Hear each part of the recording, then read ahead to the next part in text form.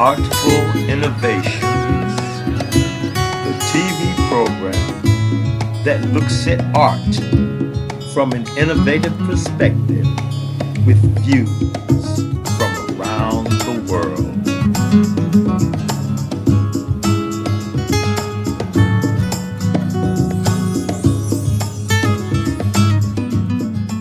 Greetings and welcome to the Artful Innovations broadcast with host Denise Newton. We appreciate you taking time from your busy schedule to join us today as we welcome our phenomenal guest, Maeve Doyle, an internationally renowned art critic, broadcaster, and global artistic director of the Maddox Gallery Group. Studying at the Emily Carr University of Art and Design in Vancouver, Canada, Doyle previously founded London Gallery, Doyle de Vere, and was a director at Mayfair's infamous bank robber gallery, an institution known for its sale of the Banksy. She is both a BBC Arts correspondent. Ooh, hey, I like that. And as well as the host of her own podcast, A Private View with Maeve Doyle on Soho Radio's Culture Channel. And with that, please help me welcome this phenomenal, amazing, beautiful lady, Maeve Doyle. Maeve, thank you so much for spending time with us today as we discuss a few things. What a beautiful welcome.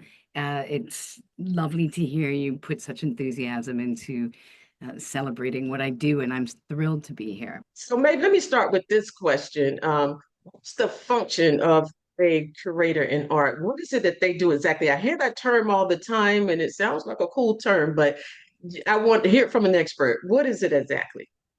Well, they're storytellers in their own right, and they make decisions about which artwork should go where, and they might try to put messages forward with how they choose a curation. For instance, there was a curated story we did, a curated show we did not that long ago called Her Story, Female Artists for International Women's Day. Another one called Reimagining Color, where we had two different kind of artists. One was very graphic, the other was very abstract expressionist. And we worked with a paint company and a color therapist from one of the northern universities. And we talked about the effect color has on your psyche and your living space and the way you feel. And Hmm. that was an interesting curation. So curators sometimes when they work for museums, they take care of the collection. They buy for the collection. In commercial galleries, they mainly hang works that sell, and they sell because they're presented in a way that's impactful. I was going to say beautiful, but beautiful isn't always the right thing. It's impactful, and you kind of create wall power with it. Oh, amazing. So, why are curators important to the art world? So curators will basically translate the ideas from the artist to the general public. They'll write theory, they'll do program talking panels. So for Imagining Color, I hosted a bunch of talks, and people would come in and ask questions. It was great for the painters. The artists would talk. They build up the collection, so they might be working with the acquisitions team as well, so that the gallery or the collection or the museum's paintings and sculpture and prints are in alignment with the museum's values and principles. Okay. So, I just learned two great things. So, all right. Uh, the next one I would like to know about is as far as curators, are there different curators for different kinds of art, or are there curators for different types of art? So yeah, I mean there are. In museums, a curator has a completely different job. They write programs for the museum. They work with the Arts Council. They work on the archives. They determine how things are interpreted. They'll host panels, as I said earlier. They'll host events. They create audio visual presentations. We do that here at Maddox as well. I'll be on camera a lot talking about the art collections. Uh,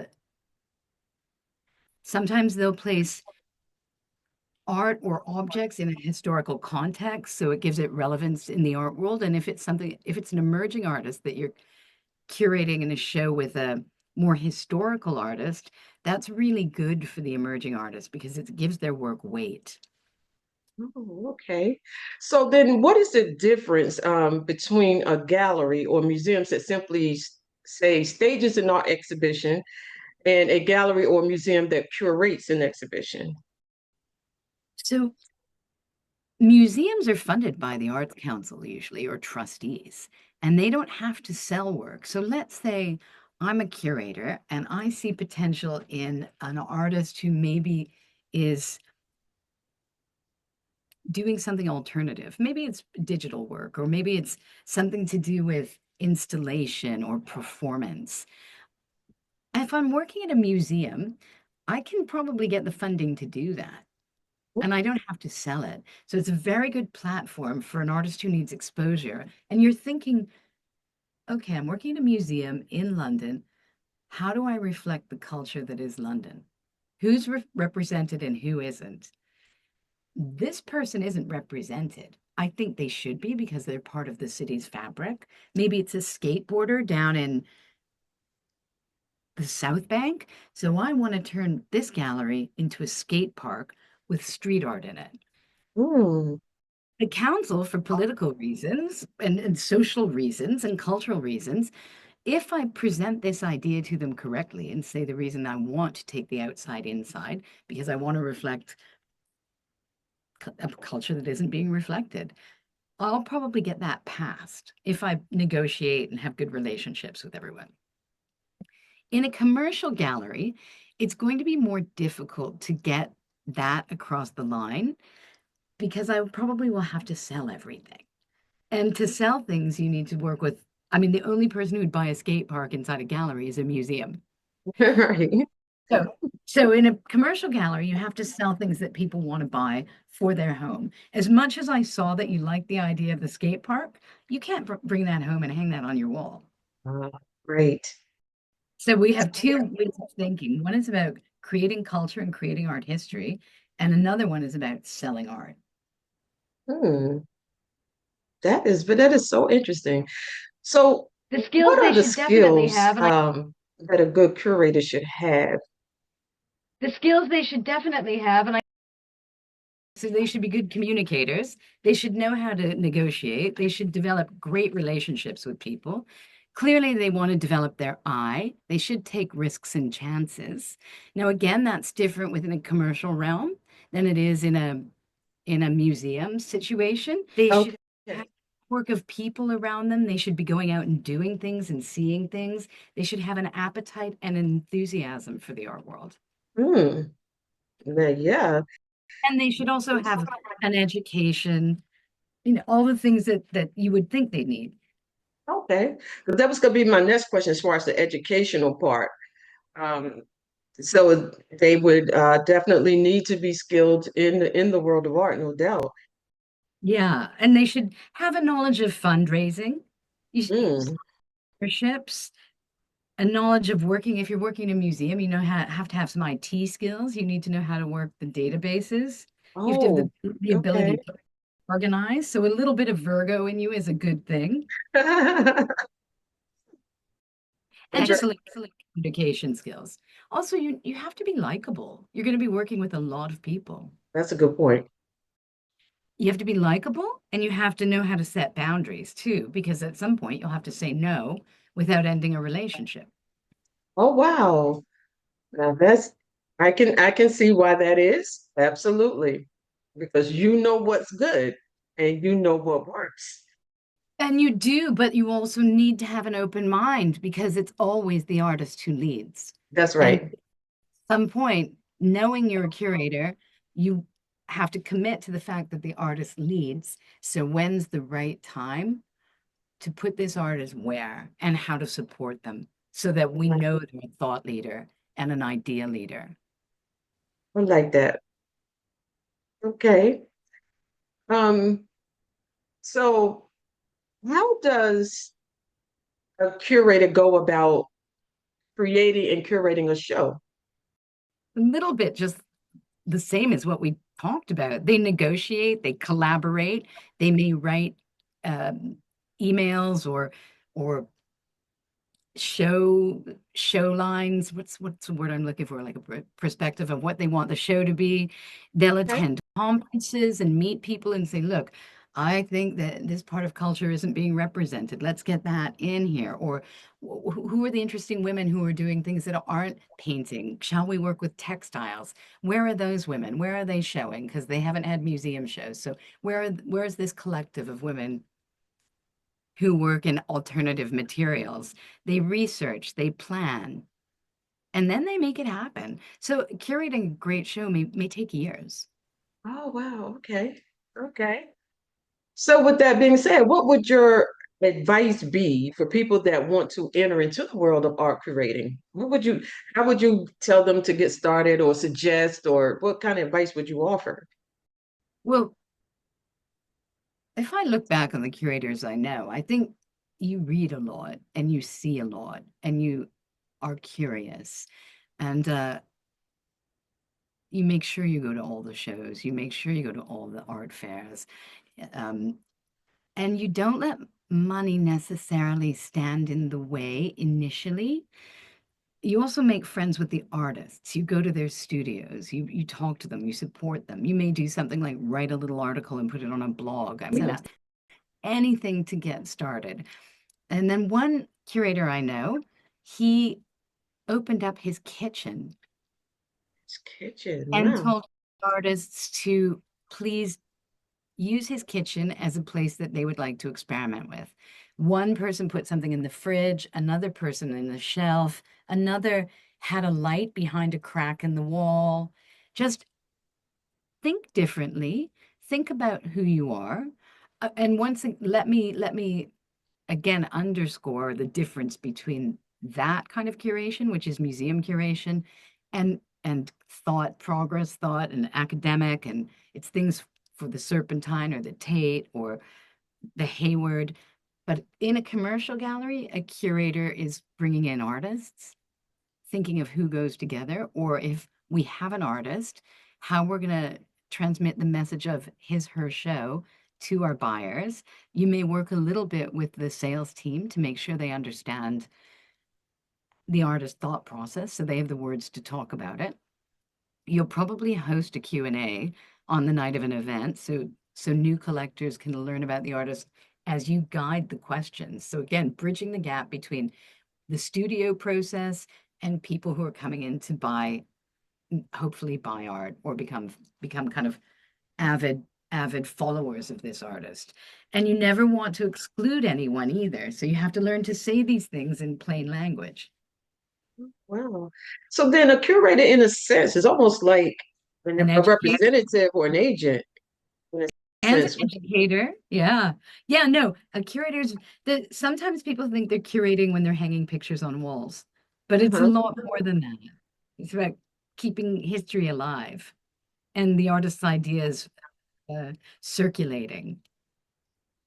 Wow. You know, I was saying to someone I was talking to the other day, that to me, when I go to a gallery, one of the things I like to do when I look at the artist's work is determine what was that artist thinking when he or she made this piece? What was their mindset? And it's like it's not a game to me, but it's something I enjoy doing. Trying to say, oh, this person must had humanity in mind, and either the good of humanity or not so good parts of humanity when he or she did this. And I just enjoy doing it. I don't know how close to being right I am when I do that, but that is something that I always do. I know that art itself can tell a story. It can tell us a story of humanity, history, the world, your nation, your community. And that's why art is so critically important and why curators are so critically important for the artists. And you're thinking like a curator because you're getting into the mind of you're sort of getting into the deep ideas. And the wonderful thing about the art world is that you may be in a room with people you don't know, and because artists sometimes don't have money, someone may be couch surfing at the same time, a billionaire with a yacht and a plane is in the room and they're all talking to each other because the art brings them together. And hopefully the curator can facilitate that idea. And that doesn't happen in a lot of environments, but it does happen when you're staging a show. And I love that. I love that aspect of it and keeping culture alive and keeping culture moving forward and talking about issues. Words can be triggering, but if artists can do things visually, that present difficult ideas, culture moves forward. I love that. I love that. So I know that I'm on the right track when I go in and I look at an artist's work. I'm on the right track when I'm sitting there trying to say, what is this person trying to convey? You're And thinking a curator. hmm, hey, well, keep that in mind. Maybe one day I might want to go that way. Well, I think it's a good idea considering the conversation we had before. You get a little curated show, no words are said. And And I like what you said that words are often triggering, so you yeah, don't need the words. nice when you can do things non-verbally, music, um, visual, Yes, dance, yes. performance. Non-verbal messaging seems to be powerful, but there can't be an argument in the same way. Oh, there can be. People do get into arguments, but it doesn't happen as much. Well, that's why actually my favorite music is simply just instrumentals. Yeah. Because oftentimes when I listen to instrumental music, I put my own words to it in my head. You know, the music itself can put you in a great mood or a certain mood, put it that way. But sometimes, depending on the music, I can place the words in my head and say, oh, I would, if I was singing or to put these words and make a song of it, these are the words I would use to that melody. So yeah, you know, and the same thing like like you say with art. I mean, it is all just sort of like the same in a sense, but Oh it my. does something different because words, I love it when words are not needed. Yeah. But we Oh, are connecting over something that's completely nonverbal. I love it. I absolutely love it. Okay, so if you yourself as a curator could curate any show in the entire world or any venue, what would that be? Where would that be and why? So there is an artist that was around at the end of the 1800s, and her name, Swedish artist, her name was Hilma af Klint. She worked with Rudolf Steiner, and he advised her upon getting closer to the end of her life, don't release your work for 50 years after you die. Reason being, she was making her work, which the Tate just had a show of her work recently, in seance situation and conducting spiritualists and doing things that probably were considered um, well, I think there was probably laws against doing things like that at some point. Hmm. So the work she made is tapping into all these great primal shapes. There's swans, there's discs, there's all sorts of extraordinary spiritual abstractions. And I would combine her with Stevie Nicks from Fleetwood Mac, who draws and paints angels. And Wow. I would put that show together, probably with Stevie Nicks' music in it, at MoCo, which is the Oh, Infant wow. Art on at Marble Arch. It just opened, and their idea is to make art accessible. And they also represent women. They love pushing women forward. And I can see you're wearing pink, and their color is pink.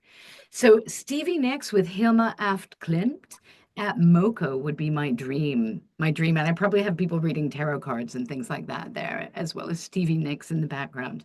And you don't need to believe in it.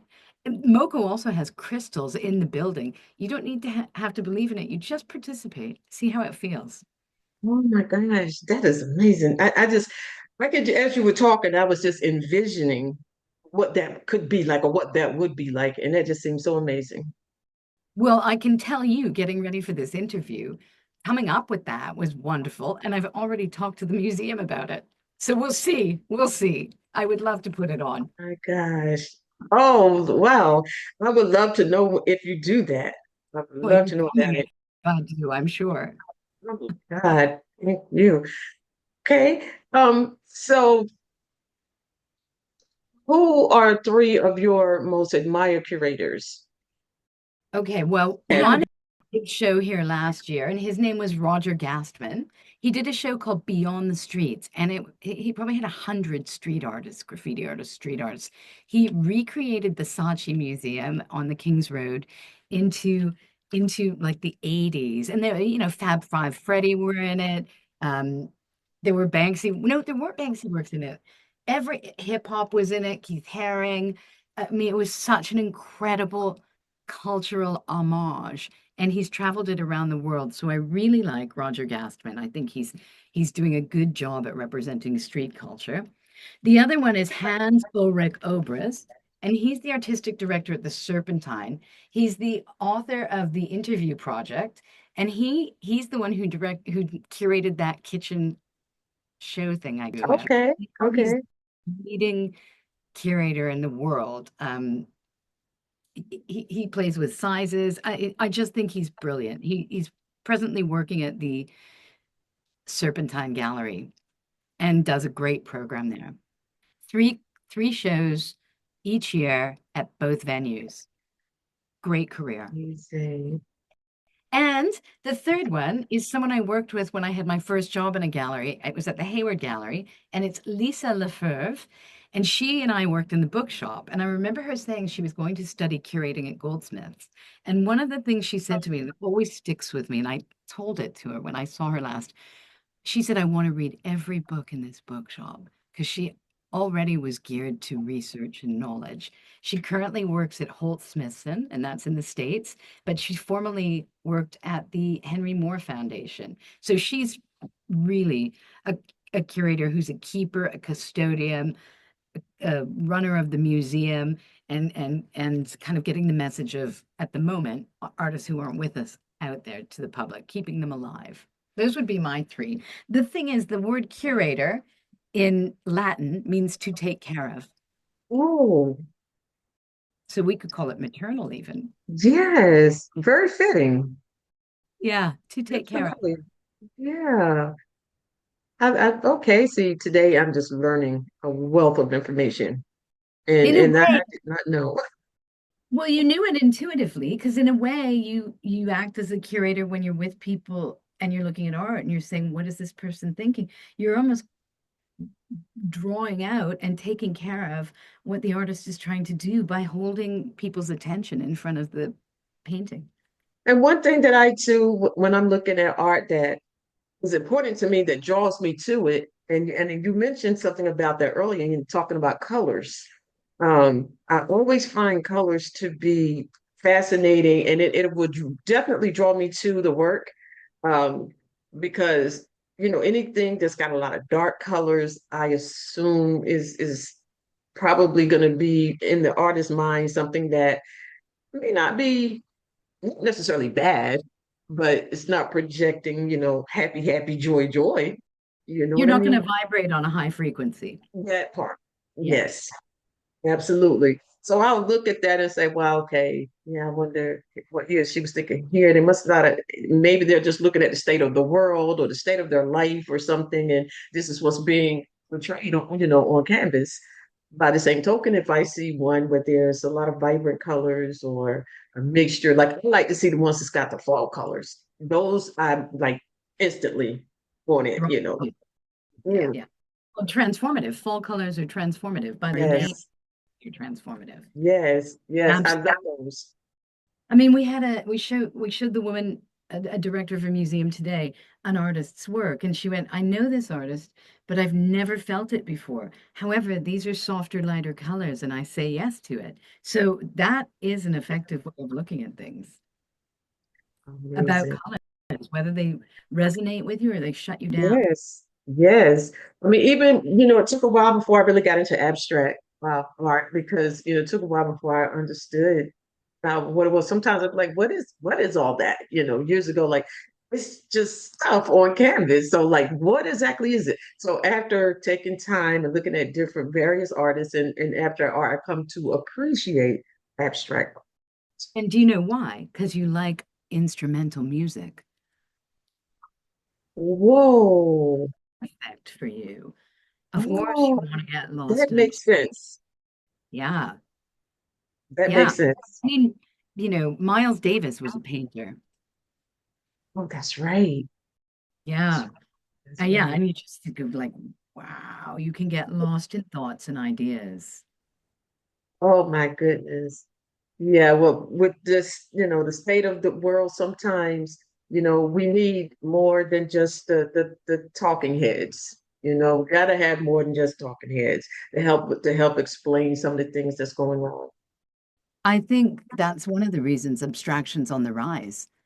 I think it's like just take like, please.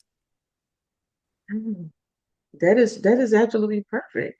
I mean, this all everything makes sense. I was telling somebody the other day, I said, no matter what's going on in our world, you connect the dots. Everything has a reason and has a place.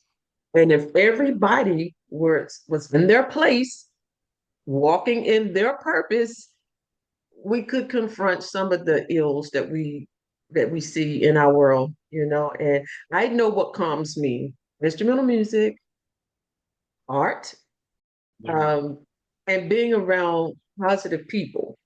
Yeah. Yeah. I just got a reminder that I've been on social media enough today. I've done my I have to thing. get that app. Get it down. Yeah. Yeah. Get it. Yeah. Because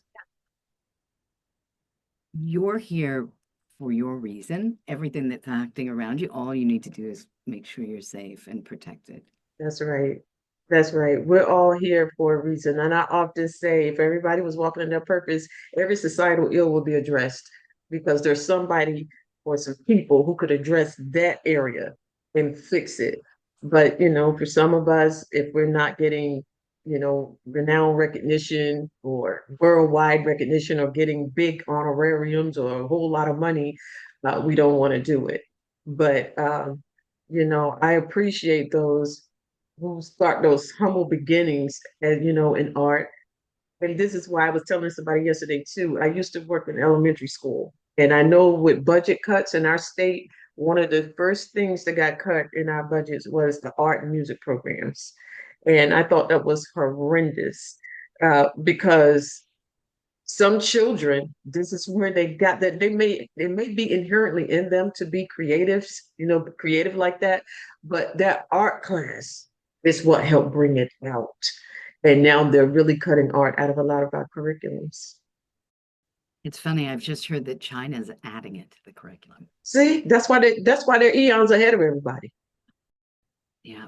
Yeah. you know and it's sad because there are some children that are just so talented. They just need someone to recognize their talent and help them to develop it and get it out, and art was one way of doing that.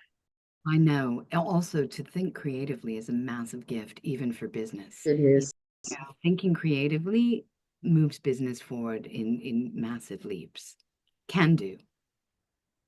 It's terrible. It's absolutely terrible. But I'm going to be remain the eternal optimist, that those who are meant to impact the world through art will create the world. I mean, impact the world through art, no matter what's going on. All the noise, filter through the noise, and still be able to create. Exactly. Exactly. That's what we have to do, and I have to remind myself of that too. You will. You I tell you, Maeve, It's been a lot. it's been It's a lot, but I am so appreciative of you, same. and just appreciative of your work, of who you are, your character, everything, because you definitely just in a few minutes help, decrease my anxiety a little bit, about some things that I saw prior to what's coming on. But I am just so thankful for you, and I'm thankful that you, and had could spend some time here talking to us here today on Artful Innovations Oh, I and love talking about curators. And I'm hoping that someone who may want to pursue that, uh, have learned something today and that it will inspire them to go forward. I hope so too. I know, I know people inspire each other, so let's continue doing that. Absolutely. I do. I really appreciate you. So thank you again for being here. I know this won't be the last time I see you, because Glad. you have a standing invitation at Open Innovations to return. And with what you're doing, I know I will be talking to you again. I'm thrilled about that and look forward to seeing you again soon. Thank you, Hay. I really enjoyed Thank it. you, Maeve. Thank you so much, and enjoy the rest of your day. Bye, Denise. Take Bye-bye. care. You too.